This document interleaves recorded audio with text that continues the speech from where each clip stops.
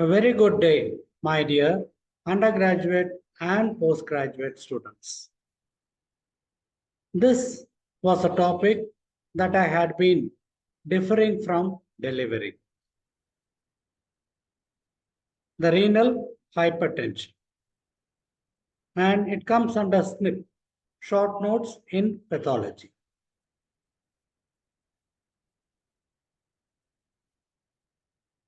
Always I used to say, whether it is a large topic or a small topic, think of the subheadings. Jot them down. The subheadings will take us to the answer. These are the headings, and let us see what each one has got in store. Any topic will need an introduction. The word nephrosclerosis is a morphological term. So there is some kind of sclerosis in the kidney. So that is nephrosclerosis. Hypertensive nephrosclerosis, on the contrary, is more functional, which means renal hypertension. Sclerosis means almost fibrosis. And it can be of the blood vessels, the interstitium, sometimes even the glomeruli, which can become atrophic, focally or globally. Focal means some glomeruli become sclerosed. Globally means it is throughout. There are fundamentally two types, the benign and the malignant.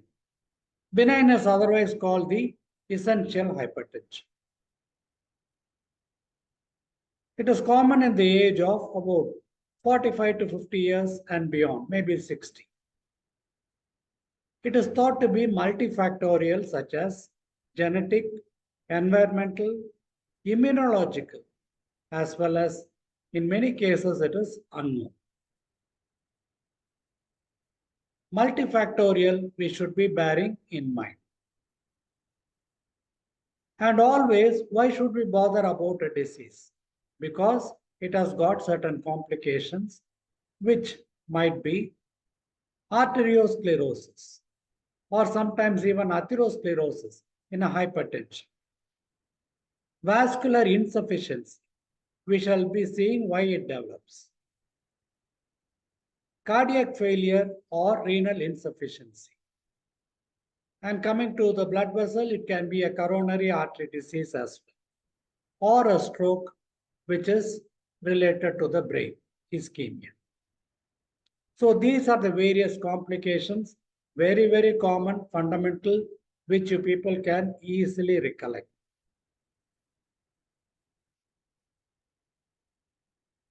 Now, the benign nephrosclerosis. I put two pictures on the screen and straight away I have asked you to explain, which means we should observe certain things in the picture and then deliver them. Let us go to the gross picture first. Maybe if I have had a normal kidney, this will appear relatively smaller. It is contracted. Fine. But if I were to run my hands over the surface, I will understand that it is not perfectly smooth. It is granular, something like fine grains of sand. So we call it as fine granular external surface.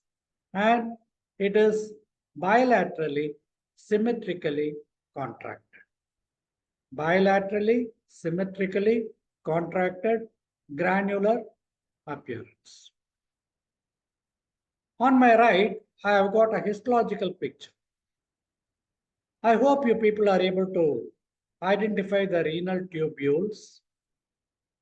And this is a blood vessel. I am finding some pinkish material or a hyalinous material that is being deposited in the wall. And also in the connective tissue in the renal parenchyma, there is a similar material. We call it as hyaline arteriolosclerosis as well as interstitial fibrosis. The glomeruli is not conspicuous in this picture. So, fine granular contraction, bilateral symmetrical, hyalinization of the arterioles, interstitial fibrosis, and in the late stages there can be a glomerulosclerosis or a glomerulofibrosis. Next comes the malignant hypertension or malignant nephrosclerosis. Good. The kidney is the major target organ. That is why it is called as nephrosclerosis. In this case, there is a damage to the vascular endothelium. There is an increased amount of permeability. And because of this, some kind of inflammation and fibrin deposition takes place and a proteinaceous material is being deposited. We call it as insinuation of protein and fibrin. Blood vessels also can show necrosis. So this is another term. I'm using the term necrosis in a malignant nephrosclerosis. Let us see what it is. Clinically, you find that the blood pressure will be very high, 200 by 130 millimeters of mercury. The patient presents with severe headache, a blurred vision, dizziness, confusion, and a hypertensive encephalopathy. These are general terms pertaining to the entire body. And in the eyes, we can be seeing retinal hemorrhage, exudate, as well as papilledema. So, boxed in so that you people can easily remember. I am being deliberately slow so that we can understand it easily. So, the malignant nephrosclerosis, it can be preceded by a benign nephrosclerosis, or in many a case, it arises de novo on its own. There is no preceding condition that we can see. Retinal hemorrhages, exudates, papilledema, renal hematuria. In the renal component, there can be hematuria, RBC cast, proteinuria. And because of the RB cast, eventually the patient can go in for an anemia and a thrombocytopenia. So these are the clinical considerations that we should have in mind. And what are the effects on the myocardium? There can be left ventricular hypertrophy, myocyte growth, as well as a remodeling of the left ventricle. Maybe there is a concentric or an eccentric hypertrophy. We do not know. So this is a diagram that we people should be remembering. A key diagram, please by heart. Grossly, you find that there is an enlargement, it is smooth. And in the case of a malignant nephrosclerosis, it is granular, but later on, there can be a petechial hemorrhages, both on the external surface as well as on the cut surface, which can be reddish. And this gives rise to a flea-bitten appearance. A classical question that is asked and a finding that we are supposed to answer. And coming to the renal hypertension, what we have been talking about is primary. Primary means de novo, we do not know anything that is preceding. But then there can be other conditions also, which can be causing the renal hypertension, such as SLE, because of the vasculitis, renal artery stenosis, fibromuscular dysplasia, arthritis or vasculitis again, as in the case of Takayasu disease, there will be a massive hypertension. Extrinsic comparison of the compression of the renal artery and diabetic nephropathy. These are all things that we already know. Diabetes, hypertension, and myocardial infarction go hand in hand. So it is not just a kidney disease, but there are a plethora of other conditions which can result in renal hypertension.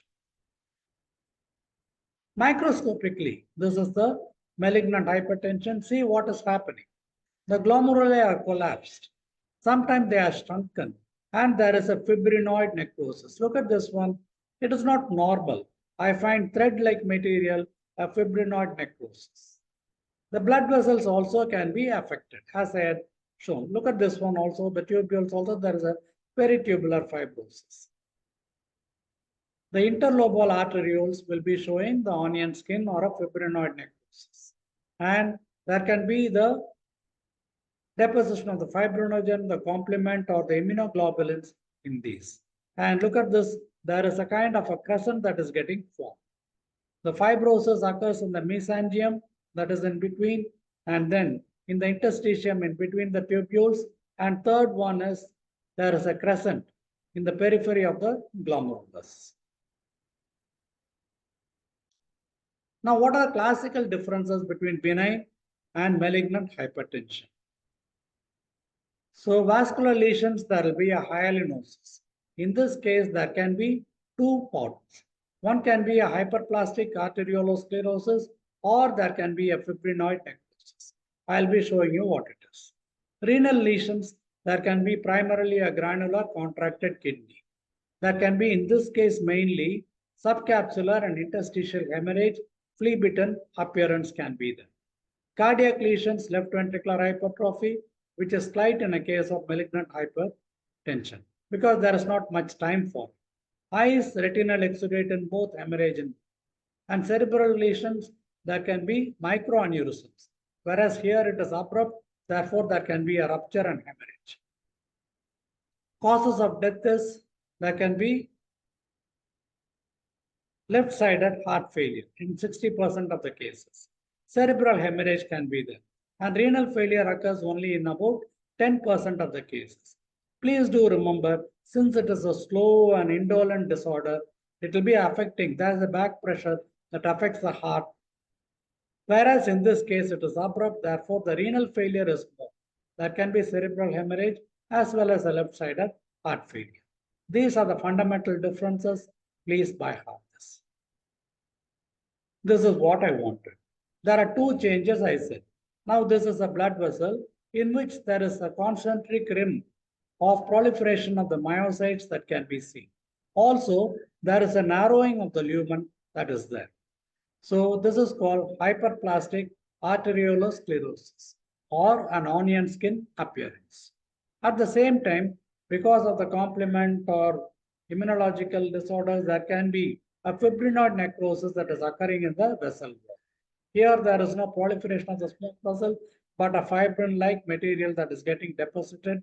This is called as necrotizing vasculitis. So compare these. I hope you are able to appreciate the difference. I leave it to you. What is the color of this? Is it homogeneous or not? And here, what is the pattern that you people are seeing? And what is the pattern that you are seeing? This is a benign hypertension, whereas both of these are malignant hypertensions. This is again for our recapitulation. Nothing is ever really lost to us as long as we remember it. So this might be a very small topic, but so long as we remember, it matters. Thank you. And thanks to Montgomery.